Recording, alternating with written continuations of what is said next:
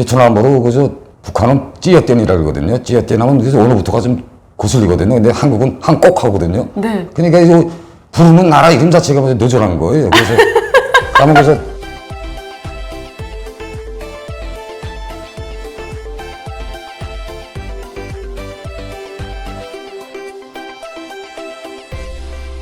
네, 시청자 여러분 안녕하십니까? 네, 여러분 반갑습니다. 여러분 오늘도 심화인TV에 정말 대단한 분이죠. 탈북의 스토리가 평범한 우리의 탈북민들하고 좀 다른 외교관 출신으로 근무를 하시다가 망명을 하신 우리 선생님을 모셨습니다. 네. 안녕하세요. 예, 저는 베트남 주재 북한 대사관 서기관으로 일하다가 탈북을 결심하고 망명을 한 한진명이라고 합니다. 만나서 반갑습니다. 왜냐면 저는 선생님 그 얼굴을 모란봉 클럽이었나? 예. 거기서 봤거든요. 예. 그래서 한 몇 년 만에 봤더니 굉장히 많이 힘드셨나 봐요. 예. 그때 얼굴하고는 정말 많이 달라져 있어가지고 아예 고생했다는 생각이 강력하게 드는 거예요. 예. 선생님 감사합니다. 베트남까지 나가서 외교관을 하셨는데 북한에서 성장한 가정 좀 예. 간단하게 좀 소개 부탁드려도 될까요? 예, 제가 북한의 평양에서 태어났고요. 그리고 12살 때 평양외고대학 학원반에서 프랑스어 불어를 전공했습니다. 2년 동안. 그리고 비서처 비준이 돼서 군대를 11년 동안 나가 있었습니다. 그래서 공군에서 지금 이야기하는 북한 드론의 초창기부터 내가 거기 개입을 해서 북한 드론을 역사를 같이 했습니다. 제가 거기서. 그거 지대돼서 김일성 종합대학 외국어문학부 불어분문과에 입학을 해서 거기서 어느 동안 공부를 했습니다. 그리고 북한 외무성에서 대통신관리국 6국 7국에서 일을 보았습니다. 그리고 베트남 국립대학 인문사회과학대학에서 2년 동안 유학을 했고요. 그리고 베트남 주재 북한 대사관 서기관으로 발령을 받아서 그래서 거기서 2년 동안 일하다가 망명을 하게 됐습니다. 선생님 제가 여기서 본인 소개 부탁했는데 너무 적나라하게 얘기해가지고 예. 제가 뭐 국정원인 것 같은 그런 예. 기분이 듭니다. 너무 그렇게 구체적으로 하지 않아도 되는데 예. 아무튼 성심성의로 답을 해주셔서 예. 너무너무 감사드립니다. 예, 제가 이런 자리가 좀 지금 많이 적응되지가 않아서 네. 좀 그렇습니다.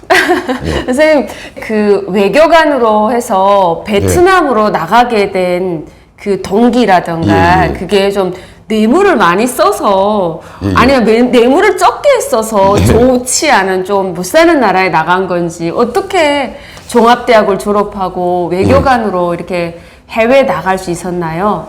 예, 우리 그 북한에서 외국어를 전공하는 모든 분들의 꿈이 외무성에 가는 걸 겁니다. 그리고 다음에 당연하죠. 무역성이고 이렇게 되는데요. 저도 그래서 외무성을 가려고 노력을 했습니다. 그래서 외무성에 들어갔고요. 그리고 외무성에서 해외에 나오게 된 계기가 있습니다. 그것은 외무성 안에서는 실질적으로 우리는 배급을 타먹는 이렇게 공무원이나 같은 겁니다. 그래서 우리들은 인생에 한번 외국에 나가서 임금을 받아야지만 생활을 더 풍족하게 영위할 수가 있는 겁니다. 그래서 2012년도 4월 달에 북한에서 주체사상 세계대회가 있었습니다. 그걸로 세계대회 합니까? 예. 그래서 제가 볼 때 종단에는 그 주체사상 대선전 쉽게 말씀드리면 기독교 전도사가 된 겁니다. 네. 주체사상 전도사가 돼서 세계 여러 나라들 사람들과 그 대선전 활동을 벌리다가 주체사상 세계대회에 거기에 참가를 해서 거기서 좀 성과를 올렸습니다. 제가. 주체교의 전도사적 역할을 확실하게 했었나 봅니다. 예, 그래서 뭐 쉽게 북한 말로 하기는 주석단에도 뭐 까만 사람, 흰 사람, 뭐 황색 다 이렇게 조화롭게 누워야 되고요. 그게다. 그리고 북한 대성은행에서 당자금을 다 받아가지고 예선을 잡아서 집행하고 그러면 대남이나 대미에서 우리들의 정보를 캐치하지 못하도록 여러 가지 이것도 암호 전문이나 그런 하는 게 있습니다. 그렇게 또 그렇게 해서 실적을 올려서 나오자마자 외국에 발령을 받았는데요. 네. 근데 받고 신혼주의 과정에서 이게 최종 결론이 아니니까 그 과정에서 돈을 구해야 되는 겁니다. 그 과정에서 이제 돈을 먹어야 차가 움직인다 그러거든요. 그래서 한 300달러 정도 주게 되면 차가 한 4천이나 5천까지 신혼주의를 해줍니다. 그래서 원래는 12천까지인데 12천 가려면 일반적으로 한 700달러가 있어야 자기 신원조회가 원만하게 끝난다고 생각하시면 됩니다. 네. 아, 그래서 그 신원조회를 잘 해줍사라고 네. 부탁을 드리면서 뇌물을 주는 게 $300 정도를 거해야 된다라는 거네요. 예, 그렇죠. 그 얘기나 또 살다 보면 자기가 직계가족이나 자기 친척들 중에 노동교화형이나 법적으로 해결되지 않은 문제들이 있을 경우가 있더군요. 그럼 그런 경우에는 빨리 판결을 받거나 빨리 무죄를 받아야지 결론이 나와야 우리는 여기에 나올 수 있는 겁니다. 그래서 돈을 준 것 같아요. 그럼 선생님, 어떤 외교관들은 잘 사는 나라 영국에 가거나 네, 예. 어떤 사람은 또 다른 정말 유럽이나 이런 데 나라에 갔다가 탈북해 오는데 베트남 하면 저게 좀 그래도 못 사는 나라, 예. 해외에서 그래도 이런 생각이 들거든요. 근데 북한의 외교관들은 베트남에 나가기를 원하나요? 자기가 원래 처음에 다 시작할 때는 제가 가려는 나라를 다 선정을 합니다. 그래서 저도 원래 가려고 했던 나라가 이탈리아였습니다. 그래서 우선 내가 하는 언어하고 가깝고 불어니까 가깝고 거기 가서 좀 더 유럽적인 사고나 유럽적인 데서 사는 게 아무래도 동남아 쪽인 것보다 더 첫째 임도 많이 타고요. 거기 가면 네, 돈을 많이 타거든요. 베트남보다. 근데 그렇게 했었는데 말하자면 생존 경쟁에서 돈의 액수가 제가 좋은 거죠. 네. 그래서 저는 혹시 밀려나서 네. 좀 후진나라고 하는 베트남으로 가게 됐습니다. 네. 북한에서 비행기를 타고 베트남을 가셨나요? 아니면 그냥 뭐 기차 타고 베트남까지 가나요? 그거는 북한 외교관들은 선택사항입니다. 그러니까 북한 당국이 외무성에서 우리한테 돈 줄 때 네. 중국까지 가는 그 기차비만 지원해 줍니다. 그럼 나머지는 뭐 날아가려는 거예요? 그러니까 아니 그게 아니고 다른 거는 다 보장해 주는데 중국까지만 가는 모든 거 다 줍니다. 중국 북경에서 이제 베트남 하노이까지 가는 건 국가가 다 주는데 요거 이제 북한 내부 평양에서 중국 북경까지 가는 길을 네가 비행기 타고 가겠냐 기차 타고 가겠냐 기차를 타는 경우에는 전액 주고 네. 비행기를 타는 경우에는 네 돈을 더 거기다 더 내놔 이렇게 진행을 합니다. 아, 그럼 당연히 기차 타고 중국에 그렇죠. 가야 되죠. 여러 번 돈이 있는 분들은 제 돈을 좀 내고 아니면 어느 분들이 많이 그게 기차 이용을 안 하나 저희처럼 단거리 가는 분들은 괜찮습니다. 북경까지. 근데 저 러시아 쪽이나 우크라이나 쪽으로 파견되는 외교관들은 그걸 기차 타고 갈 수가 없는 길인 거예요. 네, 그러니까 그분들은 할 수 없이 거기다 자기 돈을 좀 보태서 그리고 그 먼 나라로 가는 겁니다. 그러면 북한이라는 나라에서 처음으로 베트남을 간 건 아니잖아요. 선생님의 경력에는 대학교를 졸업하고 베트남에 가서 유학을 한 경험이 있단 말이죠. 예, 예. 그때가 북한에서 태어나서 첫 해외 경험이었을 거 아닙니까? 제가 베트남에 처음 가면서 느낀 게 뭘 느꼈나. 우선 하노이 국제공항으로 내리는데 밝더라고요. 우선 공항을 내리는데 근데 북한은 평양 자체가 새까맣거든요. 거기서 많이 충격을 받았어요. 그때 무슨 충격을 받았나. 아니 그래도 남북 베트남 전쟁 때 북한이 공군도 지원하고 그게 많이 못 사는 나라였는데 어찌면 이렇게 북한보다 더 발전되고 자잘할 수가 있나. 그래서 거기서 많이 연구를 했습니다.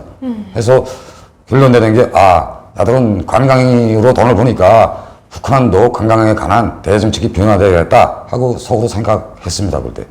선생님 그럼 그때 유학을 나갔던 때 당시는 몇 네. 년도였습니까? 그때가 대사관에서 서기관 생활을 하면서 그러면서 그 말하자면 이중적으로 둬가지고 베트남으로 해야 되니까 그러니까 한 주일에 한 2일 정도 제가 그때 공부한 게 쿠바 대사관 서기관하고 같이 공부를 했거든요. 쿠바 여기는 쿠바라고 쿠바라고 하죠. 하죠. 그래서 서기관으로서는 2명 이렇게 해서 공부를 하면서 한시간 공부하면서 거기서 업무를 받습니다. 그러면 선생님이 예. 베트남 외교관으로 파견을 나갈 때 그때 첫 해외를 봤던 것은 그때가 처음 예, 경험이었군요. 그때가 처음이죠.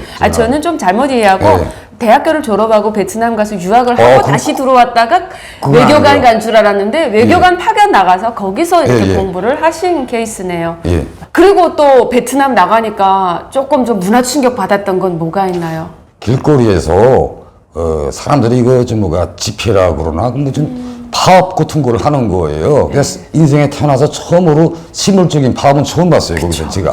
그거 보고 놀랐는데 우리는 또 그거 보면 가만히 있는 게 아니라 그 사진을 찍어가지고 그 대상을 갖고 들어와서 그 상하이나 정리해서 북한에 보고를 해야 되거든요. 또 그런 거 보고 해야 그러니까 되나요? 북한 내에서 일어나는 정치, 경제, 문화, 모든 인물관계까지 모든 걸 다 해서 변화되는 점을 북한에 있는 베트남 담당자한테 그때 보고를 해야 되는 겁니다. 그래서 그걸 했고 두 번째는 하여튼 좀 사상의 나라인데도 너무 개방적이고 사람들이 자기 마음대로 움직인다. 뭐 이런 걸 거기서 많이 접하게 됐어요.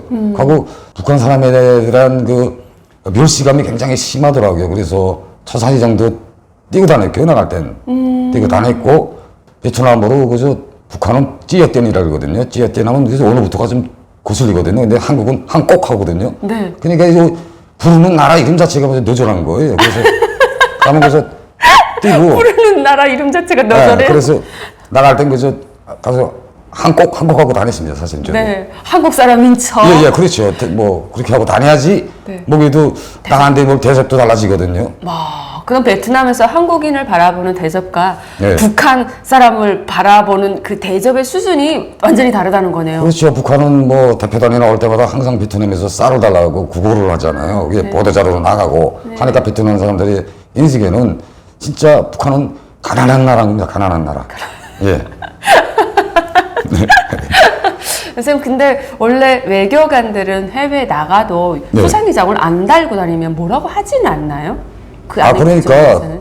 무슨 항상 2인 1조로 다녀야 됩니다. 사실은 규정에는 네. 대사관 서기가 한다. 그렇지만 계속 그렇게 다닐 수는 없는 거예요. 그러니까 둘이서 다닐 땐 초상회장을 이렇게 뭐 달지 멋진다 그랬는데 네. 거기서 달고 다니다가 혼자서 어디 뭐 하고 할 때. 할 때는 다 뛰고 다니는 거예요. 몽땅. 창피해가지고. 예, 그렇죠. 그러면 외국어를 전공을 하거나 이런 네. 사람들은 대부분 해외 나가는 게 꿈입니다. 그렇죠. 예. 그렇지만 외국어 대학을 졸업하고 또 예. 그것도 외무성 들어가야만 예. 해외로 갈 수 있는 꿈이 있지. 상업대학 예. 같은 경우에는 사실 봉사단이 국내 안에 있는 봉사 서비스 안에 들어가는 거지 외교부 들어가는 거하고 예. 완전 거리가 멀거든요. 예. 그래서 꿈의 직장 외무성에 들어가서 이렇게 일을 하다가 해외 나갔는데 월급 같은 거는 북한 기준에서 어느 만큼 주나요?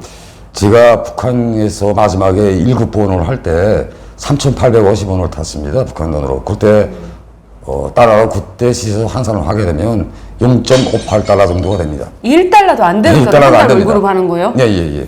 그러니까 거기 있는 외교관들이 한 1,000명 정도가 있는데요. 북한 외교관은. 네. 그래서 해외 나간 거 빼고 한 좀 있거든요. 밑에서 대리자들이. 네. 근데 어떻게 말씀드릴까? 국가가 지정한 배급소에서 배급을 하지 않고 네. 외무성 안에다가 쌀표를 주고 네. 거기에서 가족들과 함께 배급을 타먹는 공무원인 겁니다. 그러니까 돈이 아니라 외무성에 쌀을 타는 사람이라고 할까요? 배급쟁이라고 그러지요, 북한에서는. 네. 그건 겁니다, 우리는. 그러니까 북한 안에서 일반 서민들은 배급이 다 잘렸지만 예, 외무성에서 벌어오는 돈으로 쌀을 사다가 예. 그래도 외무성에 근무하는 사람들은 그 외무성 배급소에서 쌀은 그래도 공급을 해줬다 이렇게 이해하면 되겠네요. 그게 정확합니다. 그런 겁니다. 그냥 쌀밥만 겨우겨우 먹는 일개 북한의 가난한 공무원들의 0.5달러밖에 안 되는 월급의 수준을 우리가 들었는데요. 예. 그러면 해외 나가서 베트남 딱 가니까 한 달 월급 어느 만큼 상승하던가요?